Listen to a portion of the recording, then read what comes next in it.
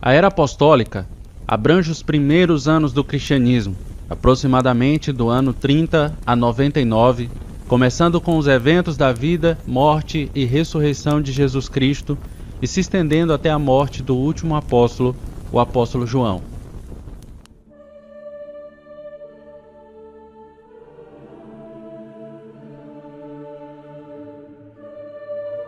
Esse período é caracterizado pela pregação dos apóstolos, a expansão da fé cristã e o estabelecimento das primeiras comunidades cristãs. Foi uma época de fervor missionário, intensa perseguição e o desenvolvimento teológico que lançou as bases para o cristianismo como nós o conhecemos hoje. A crucificação de Jesus, seguida por sua ressurreição no terceiro dia, não apenas abalou seus seguidores, mas também ofereceu uma nova esperança ao mundo. A mensagem estava pronta. A ascensão de Jesus, 40 dias após sua ressurreição, marcou o início da missão de seus discípulos para espalhar a mensagem do Evangelho por todo o mundo.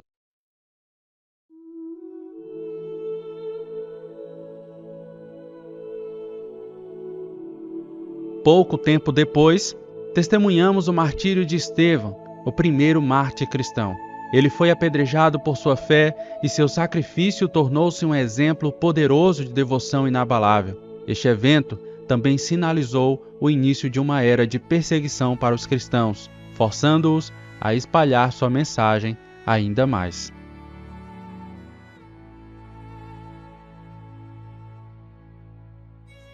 Nessa mesma época ocorre a conversão de Paulo na estrada para Damasco, um perseguidor fervoroso dos cristãos. Paulo teve uma visão de Jesus que transformou completamente a sua vida.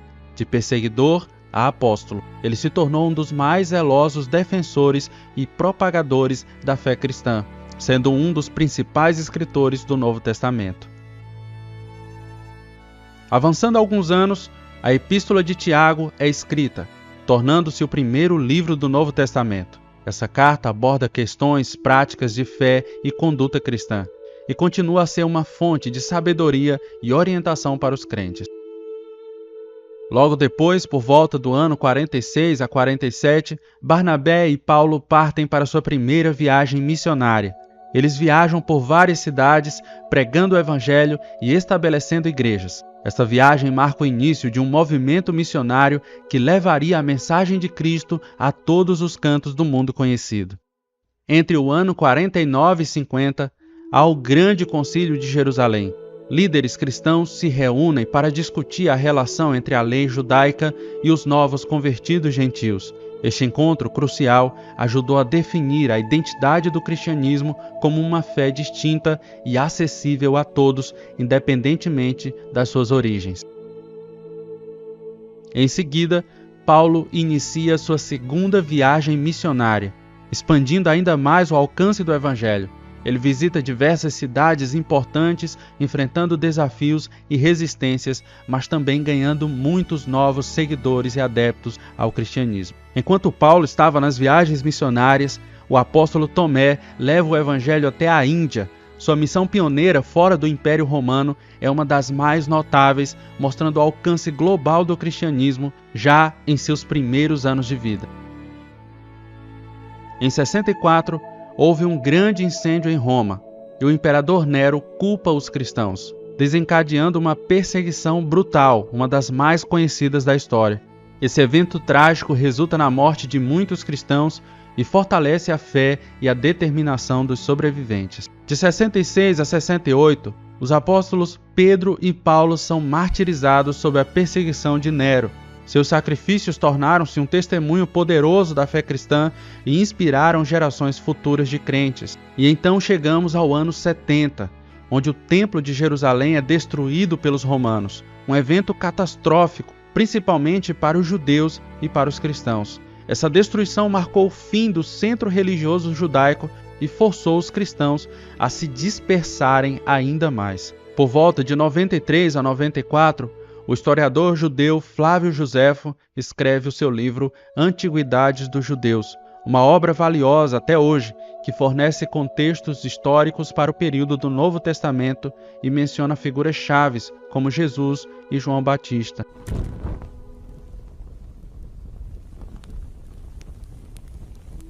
No final do século, irmãos, a partir de 95 a 98, a perseguição generalizada de cristãos sobre o imperador Domiciano agrava-se ainda mais. Esta onda de repressão reforça a resistência e a coesão das comunidades cristãs, enquanto o cristianismo continua em crescimento. Em 96, Clemente de Roma escreve uma carta à igreja em Corinto, abordando questões da unidade e liderança. Essa carta é uma das primeiras evidências da autoridade emergente dos bispos nas igrejas. Nessa mesma época, irmão, dentre os anos 95 a 99, a Didaquê, um manual de instruções cristãs, é escrito. Este documento fornece insights valiosos sobre a vida, a liturgia e a organização das comunidades cristãs primitivas, um documento histórico e valioso até os dias de hoje.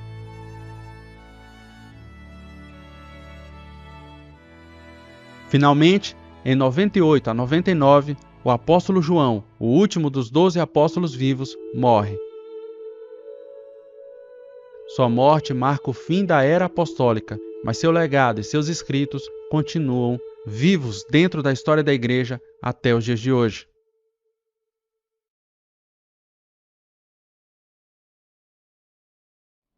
É preciso enxergar além dos erros católicos romanos para compreendermos a importância dos esforços dos pais apostólicos para desbravarem doutrinas que, na longa curva de conhecimento, estão muito mais claras desde a Reforma até os dias atuais. A maioria dos personagens que chamamos de pais apostólicos são conhecidos por serem também autores de obras cristãs primitivas, datadas principalmente do final do primeiro século e início do segundo século. Essas obras, irmãos, definem muito do pensamento cristão e fornecem um elo entre os apóstolos que conheceram Jesus e a geração posterior de apologistas cristãos e defensores da ortodoxia. A importância desses corajosos homens reside não apenas em suas contribuições inestimáveis para o florescimento inicial da fé cristã, mas também em seu papel como guardiões zelosos da verdade e defensores da ortodoxia. Em um mundo repleto de desafios e incertezas, eles se ergueram como ousados defensores das verdades apostólicas, transmitindo os ensinamentos dos apóstolos com uma devoção incomparável. Primeiro, irmãos, precisamos entender que o nome Pai não é dado automaticamente a todas as figuras cristãs deste período inicial. Normalmente, esse título é reservado para aqueles que passaram a ser reconhecidos como professores sólidos e confiáveis. Isso significa que os dois teólogos mais famosos e influentes do século III, Tertuliano e Orígenes, muitas das vezes não são reconhecidos como pais devido a alguns dos aspectos mais questionáveis da sua teologia. Um fato importante é que eles foram anteriores até mesmo ao primeiro concílio de Nicéia em pelo menos 2 séculos. Isso contraria a afirmação provocativa, mas ignorante, de que o imperador Constantino teria inventado o cristianismo, como dizem por aí. As doutrinas básicas que muitas vezes tomamos como certas, a Trindade, a Encarnação, como exemplo, foram primeiramente forjadas pelos pais na feroz bigorna da controvérsia. Não foram poucos os pais que sofreram o exílio, a tortura e até a morte por darem voz a estas verdades e procurarem defini-las mais claramente quando outros na igreja visível estavam minando. O grande Atanásio, bispo de Alexandria do século IV, passou 17 anos no exílio por sua heróica defesa da doutrina da divindade de Cristo, às vezes até tendo que se esconder nos desertos sem trilhas do deserto egípcio. Calvino mais tarde saudaria Atanásio como o principal defensor da ortodoxia. A compreensão da Trindade e da encarnação debatida pelos pais ortodoxos foi expressa de forma preeminente em 2 grandes credos. Estes foram o credo niceno e o credo de Calcedônia. Até hoje, os credos niceno e calcedônio são honrados entre os protestantes como padrão ouro de uma interpretação bíblica correta da triunidade de Deus e das duas naturezas do Cristo encarnado. É crucial reconhecer, irmãos, que embora tenham sido pioneiros destemidos da fé, os pais apostólicos não eram imunes às vicissitudes da condição humana. Eles eram, afinal, homens de sua época, sujeitos às limitações e fragilidades que todos nós compartilhamos. Assim como seus triunfos iluminam os anais da história cristã, também encontramos vestígios de imperfeições em seus registros, já que o período da patrística é um período altamente desbravador. Com desbravador, eu quero dizer que eles foram os primeiros a trilharem os caminhos dessas doutrinas de forma sistemática, e muitos pensamentos daquela época ficaram mais claros ainda no decorrer dos tempos. É nessa interseção entre triunfo e falhas que encontramos uma lição essencial. Devemos abordar os pais apostólicos com uma reverência temperada pela compreensão de sua humanidade.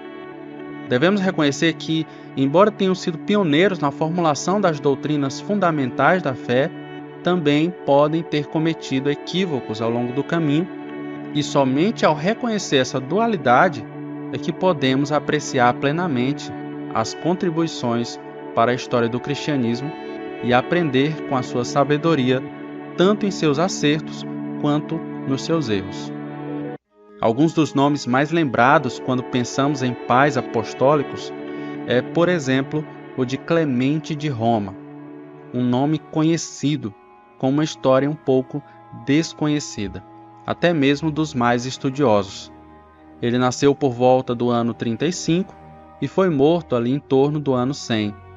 Foi um missionário que atuou na cidade de Roma. A tradição diz que provavelmente ele tenha sido um dos primeiros a ser batizado diretamente por Pedro. Clemente escreve uma carta muito importante à igreja de Corinto que confirma em muitos aspectos a carta de Paulo, também a essa igreja. Alguns costumam tê-lo como tal Clemente que Paulo cita em Filipenses capítulo 4 como seu colaborador. Outros alegam que ele pode ter sido o autor também da carta aos Hebreus, mas não dá para saber a fundo essas histórias. Porém, ele foi um dos primeiros mártires relacionado aos pais da igreja, tendo tido uma pedra amarrada ao pescoço e sendo lançado ao mar. Outro nome muito conhecido é Inácio de Antioquia, um homem extremamente temente a Deus e bispo em Antioquia. A tradição histórica diz que ele foi discípulo do apóstolo João e também sucessor de Pedro na liderança da igreja de Antioquia. Morreu como mártir durante o reinado do imperador romano Trajano. Inácio foi condenado à morte por sua fé cristã e enviado a Roma para ser executado. Durante essa jornada, ele escreveu cartas a várias comunidades cristãs, bem como a indivíduos como o Policarpo, bispo de Esmirna. A tradição cristã afirma que Inácio foi devorado por leões em um anfiteatro romano, como era comum na época para a execução de cristãos, impedindo o plano de alguns irmãos que desejavam libertá-lo e desejando imitar Jesus e não negando o evangelho para poder ser chamado cristão. Outro nome muito importante é o de Policarpo de Esmirna. Ele foi discípulo do apóstolo João e tornou-se bispo de Esmirna, uma cidade na Ásia Menor. Segundo relatos históricos e tradições da igreja primitiva, Policarpo foi martirizado por volta do ano 55 d.C., durante uma perseguição aos cristãos em Esmirna. Após fugir durante várias perseguições, ele foi preso e levado perante as autoridades romanas, pois decidiu não mais fugir e ir de encontro àquilo que ele entendeu como a vontade de Deus. Recusando-se a renunciar à sua fé cristã, Policarpo foi sentenciado à morte por queima na fogueira. A tradição cristã afirma que durante sua execução, Policarpo permaneceu calmo e sereno, e até mesmo pediu para não ser pregado na estaca que o queimaria. afirmando que o mesmo Deus que lhe dava forças para suportar o fogo, também o manteria firme no lugar. Assim, ele foi queimado vivo e tornou-se um dos mais célebres mártires cristãos. Outro nome extremamente importante é Justino, o mártir. Um grande defensor do cristianismo, que já havia lidado com diversas filosofias e crenças, mas que se deparou com o cristianismo como a verdade absoluta. Foi um dos primeiros apologistas cristãos e um dos mais importantes pensadores cristãos dos primeiros séculos da era cristã. Ele é conhecido por suas obras apologéticas e foi martirizado por volta do ano 165 d.C., durante o reinado do imperador romano Marco Aurélio. Ele foi denunciado por um filósofo cínico chamado Crescêncio por sua fé cristã e foi levado perante o prefeito romano. Após se recusar a renunciar ao cristianismo e oferecer sacrifício aos deuses romanos, Justino foi condenado à morte por decapitação. Sua coragem e firmeza diante do martírio foram elogiadas pelos cristãos de sua época, e sua memória é celebrada como um dos primeiros exemplos de testemunho fiel ao cristianismo, mesmo diante de perseguição e morte. Ao ser requerido que ele negasse a Cristo, ele disse que o seu maior desejo era sofrer por amor a Cristo, e caso ele fosse martirizado, esse seria um grande favor que alguém poderia fazê-lo. É interessante compreender que eles eram homens extremamente cultos e versados, homens que ensinaram em seus tempos, mas acabaram sendo mortos pela sociedade da época.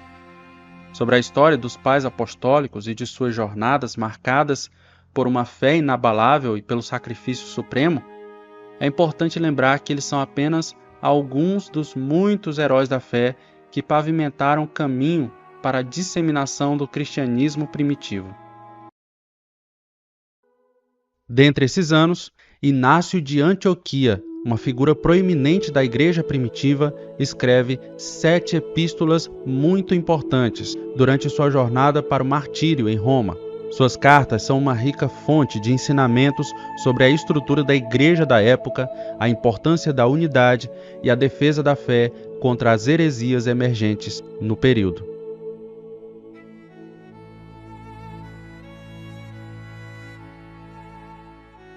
Logo após, por volta de 135, o imperador Adriano constrói um templo pagão em Jerusalém, segundo relatos, no local exato da crucificação de Jesus. Isso causa grande indignação entre os cristãos. No entanto, em 326, o imperador Constantino ordena a destruição desse templo e a construção da igreja do Santo Sepulcro, que é uma igreja que está lá até os dias de hoje. Depois desses anos, Marcião de Sinop, um influente teólogo que promoveu uma visão distorcida das Escrituras, é excomungado como herege. Ele rejeitava o Antigo Testamento e parte dos escritos do Novo Testamento, levando a Igreja a reafirmar o cânone das Escrituras.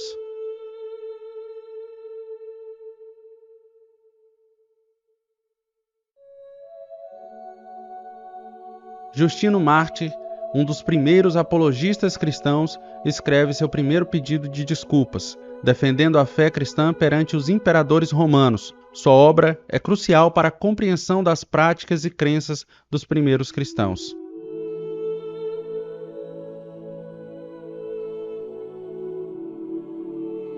Por volta do ano 150, Policarpo de Esmirna, discípulo do apóstolo João, escreve uma epístola aos Filipenses. Suas palavras ecoam os ensinamentos apostólicos e reforçam a importância da perseverança na fé e da luta contra as heresias. É um importante documento da história da Igreja.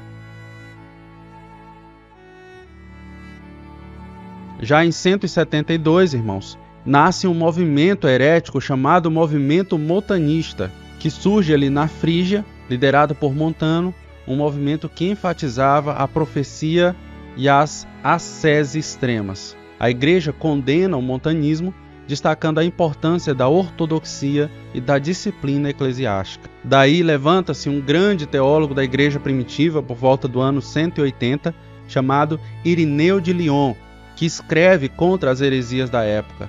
uma obra fundamental na luta contra o gnosticismo. Irineu defende a fé apostólica e reforça a importância da tradição e da sucessão apostólica. Por volta do ano 195 a 203, Clemente de Alexandria, um outro teólogo e também filósofo cristão, escreve 3 grandes obras teológicas que buscam reconciliar a filosofia grega com a fé cristã. Suas obras são essenciais para o desenvolvimento da teologia cristã que estava nascendo. Tertuliano também surge como um dos principais escritores cristãos em latim, publicando dezenas de obras influentes, e ele cunha o termo da Trindade para descrever a natureza de Deus. Suas obras defendem a fé cristã contra ataques pagãos e heréticos, e Tertuliano ficou muito conhecido no decorrer da história da Igreja.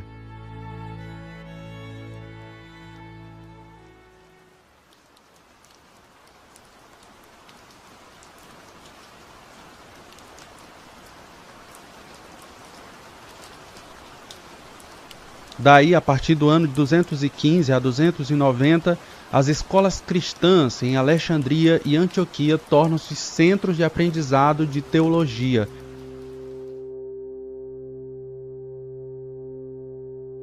Essas instituições formam muitos dos grandes teólogos da igreja primitiva e contribuem para o desenvolvimento da doutrina cristã, que também estava sendo formada e surgida.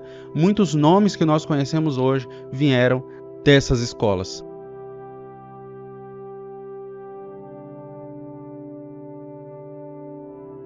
Sabélio, conhecido por suas heresias sobre a Trindade, é finalmente excomungado no ano de 220. No entanto, ele cunha o termo mesmo em essência, que mais tarde é utilizado para descrever a natureza da Trindade durante os debates teológicos do Concílio de Nicéia. Nesse mesmo período, após alguns anos, Orígenes, um dos maiores teólogos da igreja primitiva, escreve Contra Celsum, uma defesa abrangente do cristianismo contra as críticas do filósofo pagão Celso. A obra de Orígenes é um marco na apologética cristã.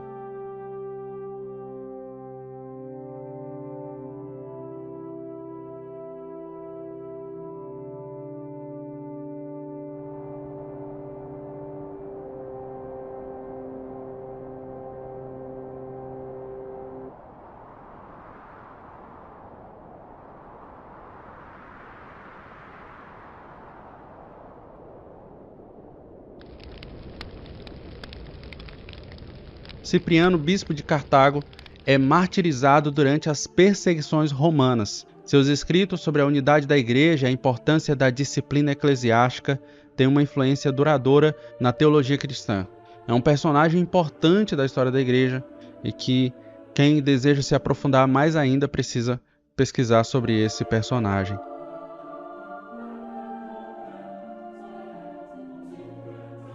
A partir daí, no ano 260 a 268, um bispo de Antioquia chamado Paulo de Samosata propaga várias heresias, incluindo o monarquianismo dinâmico.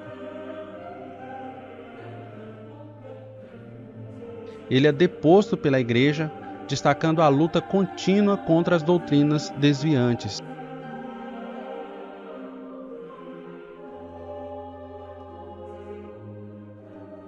Daí, irmãos, inicia um período sangrento para a igreja. O imperador Diocleciano inicia uma das perseguições mais brutais e extensas contra os cristãos. Muitos cristãos são martirizados, mas a fé cristã emerge mais forte e unificada, pavimentando o caminho para a eventual aceitação do cristianismo no Império Romano. E daí conclui-se até o ano de número 305.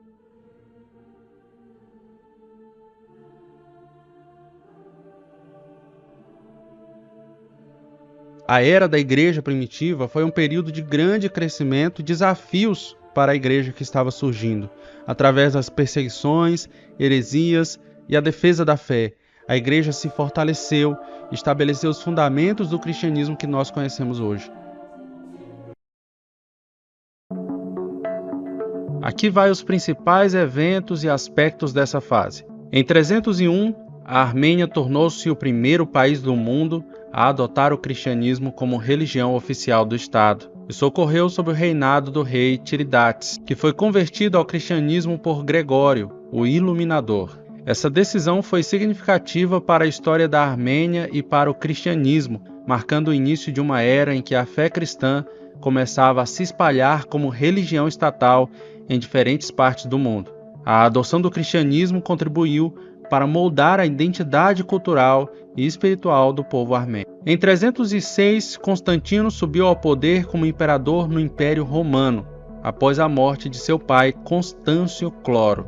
Ele foi proclamado imperador por suas tropas em York, na Inglaterra. Constantino enfrentou várias guerras civis, irmãos, para consolidar seu controle sobre o império, e é conhecido por sua conversão, entre aspas, ao cristianismo e pela promulgação do Edito de Milão em 310, que concedeu liberdade religiosa a todos os cristãos. Seu reinado marcou uma mudança significativa na história do cristianismo e do próprio Império Romano. Entre cerca de 311 e 320, um intenso debate teológico surgiu em Alexandria, no Egito, sobre a natureza de Cristo, liderado por Ário, um presbítero da igreja. Ário argumentava que Jesus Cristo era uma criação de Deus Pai e, portanto, não coeterno nem consubstancial. Essa visão contrastava com a crença tradicional de que Cristo era da mesma substância do Pai, eterno e divino. Os debates de Ário com outros líderes da igreja em Alexandria, como o bispo Alexandre, resultaram na chamada controvérsia ariana. Essa controvérsia levou à convocação do primeiro concílio de Nicéia, em 325, onde a doutrina ariana foi condenada e o credo niceno, que afirmava a consubstancialidade de Cristo com o Pai, foi formulado.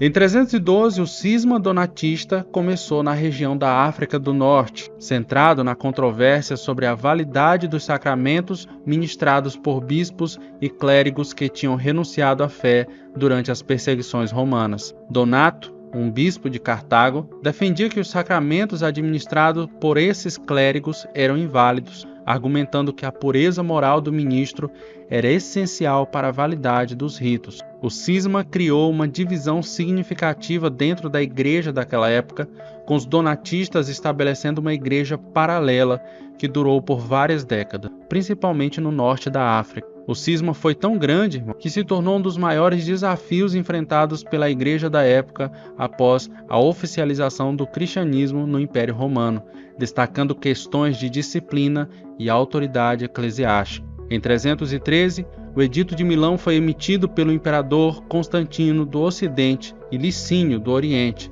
concedendo liberdade religiosa a todos os habitantes do Império Romano. Esse decreto marcou o fim das perseguições aos cristãos, permitindo-lhes praticar sua fé livremente e restituindo-lhes propriedades confiscadas. Esse edito foi tão importante, irmãos, que ele contribuiu de forma significativa para que o cristianismo passasse de uma religião perseguida para uma religião privilegiada dentro do Império Romano, contribuindo para sua disseminação e influência na sociedade romana. Alguns acreditam que isso foi positivo para o cristianismo, outros pensam que foi negativo. Eu quero que você deixe aqui a sua opinião.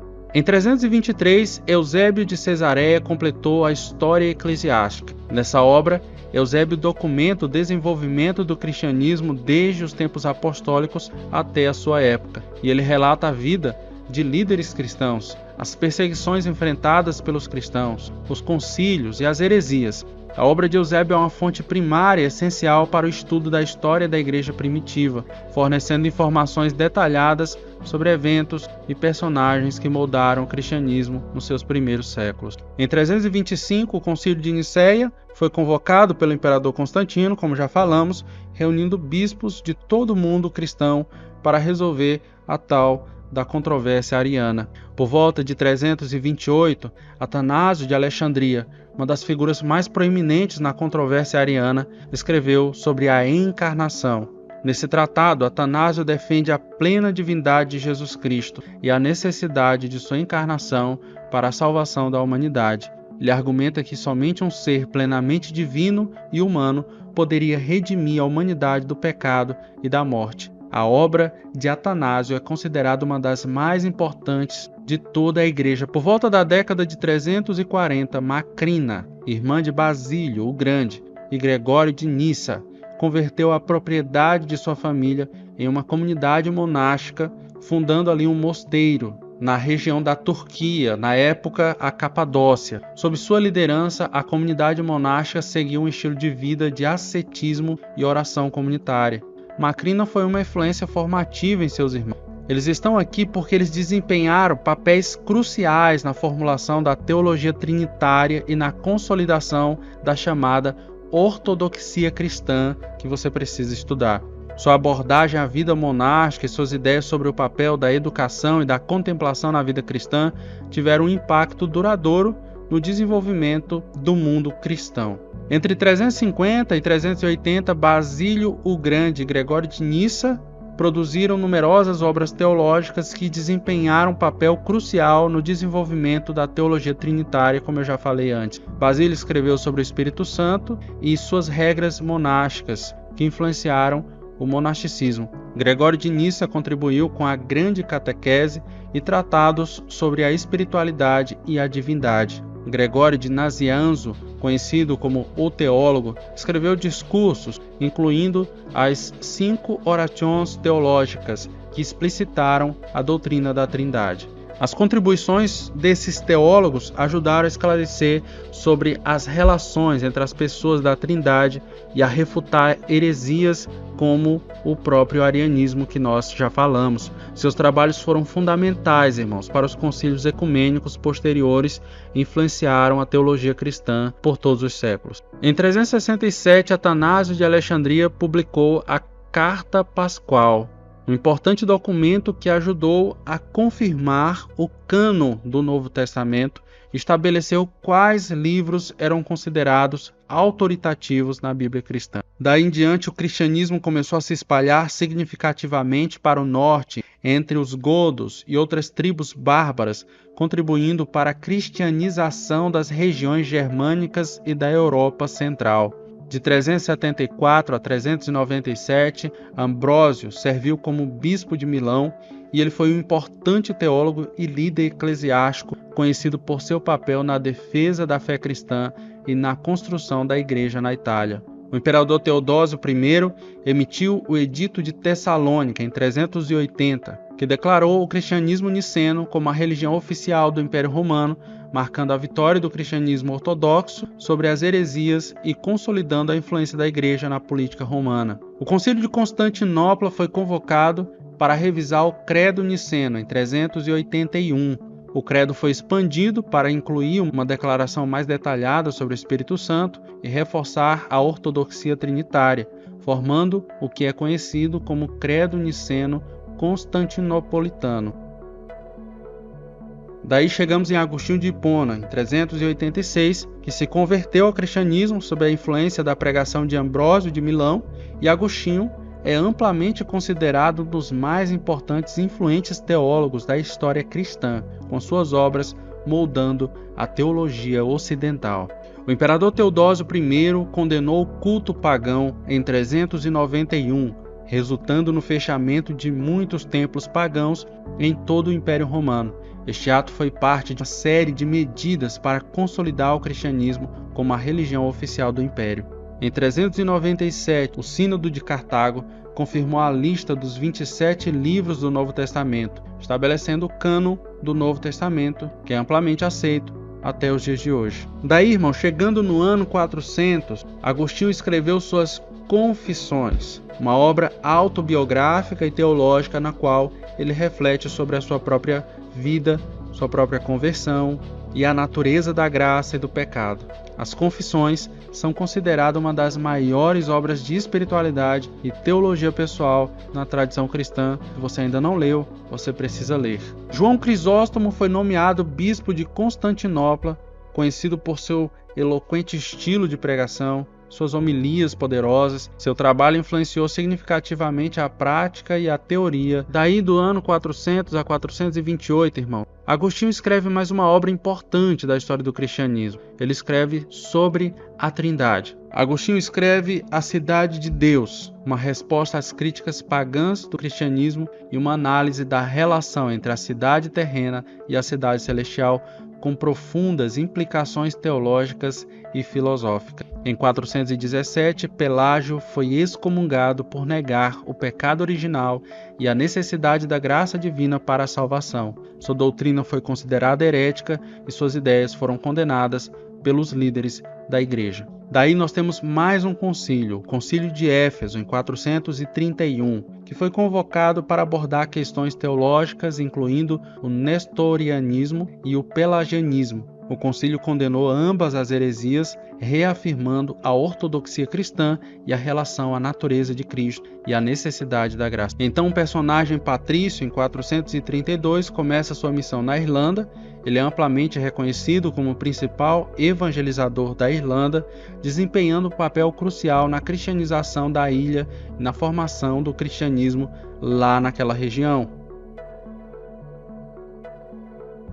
Então, em 440, 449, um personagem chamado Leão Magno torna-se papa em Roma e ele tem uma significativa contribuição para as definições da autoridade papal e os erros da Igreja Católica. Ele estabelece a base para a supremacia papal, enfatizou a primazia do Papa sobre outras sedes e fortaleceu a posição do Bispo de Roma como líder supremo da Igreja. Em 451, nós temos o Concílio de Calcedônia, que foi realizado para abordar questões relacionadas à natureza de Cristo. O concílio condenou várias heresias e formulou a definição ortodoxa da natureza de Cristo como sendo verdadeiramente Deus e verdadeiramente homem, uma doutrina fundamental para o cristianismo. Em 476, o Império Romano cai e o último imperador, Rômulo Augustulo, foi deposto. Este evento marca tradicionalmente o fim da antiguidade e o início da Idade Média na Europa. Em 480 a 510, o nestorianismo se espalhou pela Pérsia. Essa heresia, que enfatizava a separação entre as naturezas divinas e humanas de Cristo, encontrou seguidores na região persa, onde as disputas teológicas continuaram a influenciar a Igreja Oriental. Esse período é conhecido como o início da cristandade. E aqui nós encerramos o nosso percurso durante esse período. Muitos acontecimentos importantes. Eu quero que você deixe aqui embaixo a tua contribuição, o teu comentário sobre o que você achou, as suas ideias.